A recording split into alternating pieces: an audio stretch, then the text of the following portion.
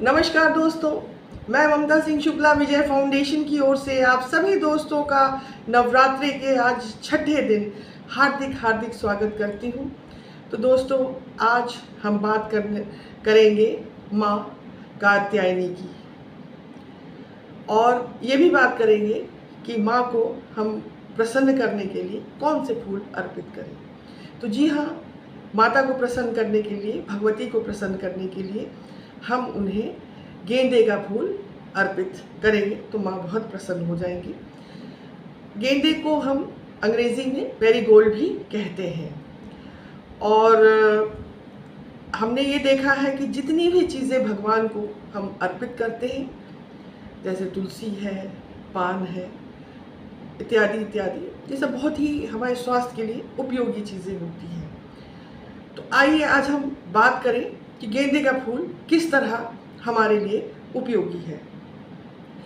गेंदे का फूल जो होता है वो पीले रंग का होता है, जैसा कि आप सब लोग जानते ही हैं, और इसे पौराणिक काल से ही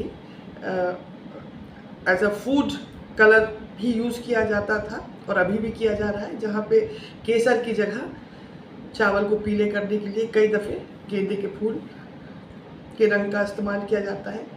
जो नेचुरल पेंटिंग्स होती हैं उसके अंदर जो पीला कलर होता है उसमें भी गेंदे का यूज़ होता है। एज अ पेस्टिसाइड भी इसे यूज़ किया जाता है। और सबसे बड़ा जो इजाद हुआ था एक दफ़े पेनिसिलिन इंजेक्शन, उसमें भी गेंदे का फूल का इस्तेमाल किया जाता है। साथ में ही हम देखते हैं कि ये हमारे जो क्रीम होती है जिसमें कैरुला लिखा रहता है वो भी स्किन के लिए अच्छा है और उसे हम यूज़ करते हैं। बालों के लिए भी ये बहुत ही उपयोगी है, और अगर हम इसकी चाय बना के पीते हैं तो हमारे जो डाइजेस्टिव सिस्टम है उसके लिए भी अत्यंत उपयोगी फूल है।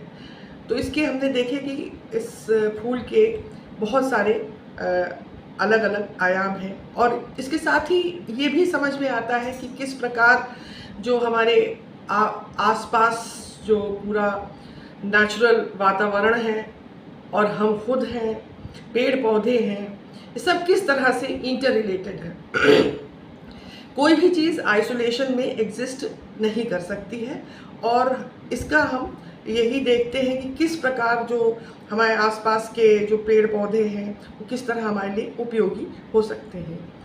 इसके साथ ही दोस्तों हम बात करते हैं कि हमारे को कौन से चक्र के ऊपर विशेष एम्फोसिस देना चाहिए।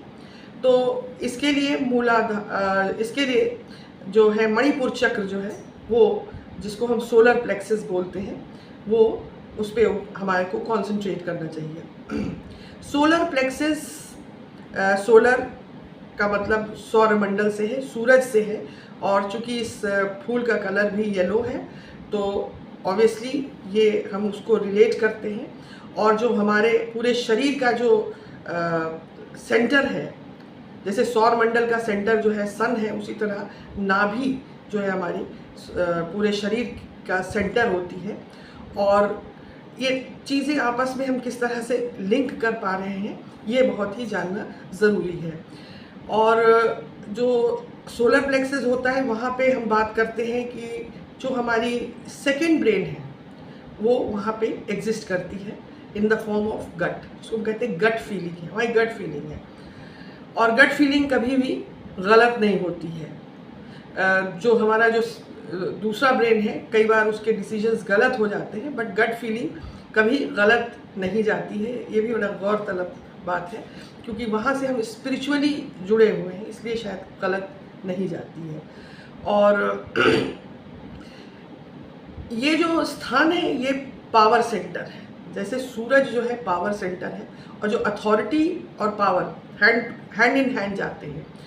तो जो कई बार आपने सुना होगा, कोई आदमी अगर साहस नहीं कर पाता है तो उसको अंग्रेजी में कहते हैं that person does not have the guts to do.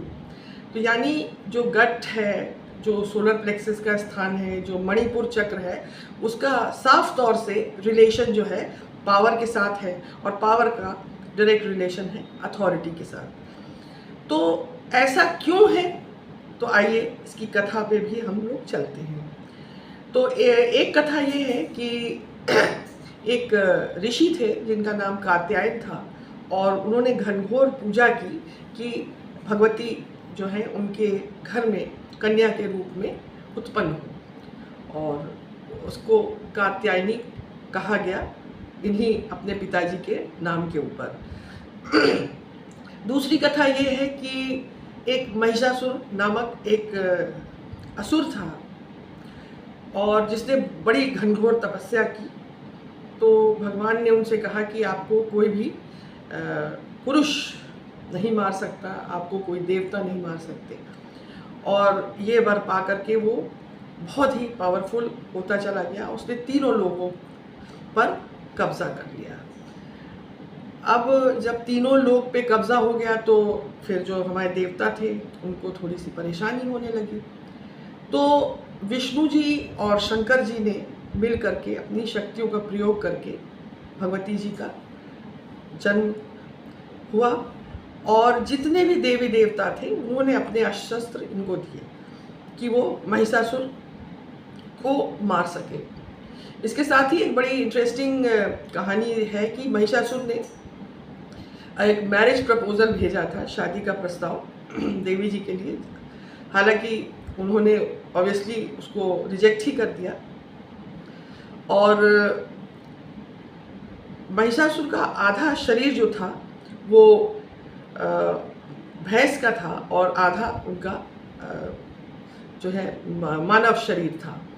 10 दिन तक के ये युद्ध चलता रहा, और महिषासुर की पूरी जो सेना भी थी, परंतु देवी ने बड़े पराक्रम से, बड़े साहस से इस लड़ाई को लड़ी, और अपने तलवार से इनका वध कर दिया, जिसमें इनका सर और धड़ दोनों अलग कर दिया।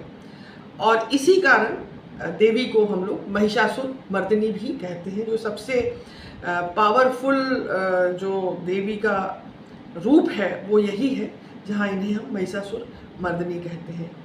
तो दोस्तों, ये तो रही कथा। आशा है आपको ये हमारा सेशन अच्छा लगा होगा। अगर अच्छा लगा है तो आप हमारे विजय फाउंडेशन के YouTube चैनल पे जा करके हमें लाइक करें, हमें सब्सक्राइब करें, साथ में शेयर भी करें, और हमसे जुड़ने का भी प्रयास करें, क्योंकि जितना आप हमसे जुड़ेंगे हम दूसरे लोगों की अधिक से अधिक आर्थिक रूप से सहायता भी कर पाएंगे।